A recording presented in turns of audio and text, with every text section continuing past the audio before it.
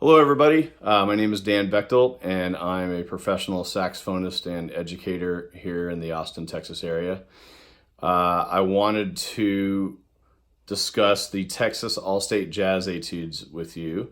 I went ahead and recorded all three of them on alto and tenor, and I just wanted to give you a quick insight on each etude before you listen to it. So the first etude is labeled Swing, and to most musicians, when we think of the term swing, we immediately start thinking about the fact that we are going to tripletize the eighth notes.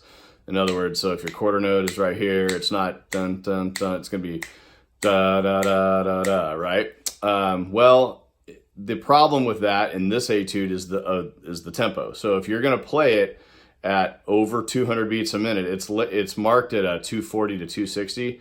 But even if you're at the 180, 1 or 200 range, it starts to sound pretty hokey to tripletize the eighth notes, and it's very difficult to do it because there's just no time. So the general rule is the faster the swing tempo, the less, well, I should say the more even the eighth notes are. So the less you would tripletize them, okay?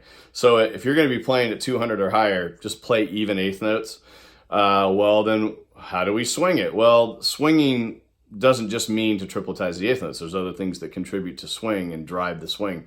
The key here is how you articulate the eighth note. So generally speaking, the general guideline is that you tongue up beats and slur into down beats. That's kind of what's taught. And, 60 to 70% of the time, that'll get you by.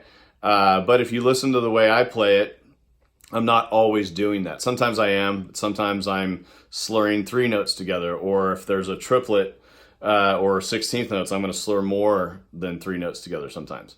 But the key is we articulate notes that we want to emphasize. So a lot of times that's the upbeat, and that'll help drive that swing feel. But sometimes if let's say there's a melodic line in the top note, the highest note, and we want to give emphasis to that highest note, it's on a downbeat, we're going to articulate that note. So it will throw off that pattern of tonguing upbeats and slurring into downbeats. So if you listen closely, you'll hear that sometimes I will tongue downbeats, and it really helps lock the tempo in and makes it feel good. So this tune is based on rhythm changes, which isn't really that significant that you know that, but just in case you were wondering, it's an example of rhythm changes is Charlie Parker's Anthropology, very kind of similar feel. All right, so I hope you enjoy and I hope you find it helpful.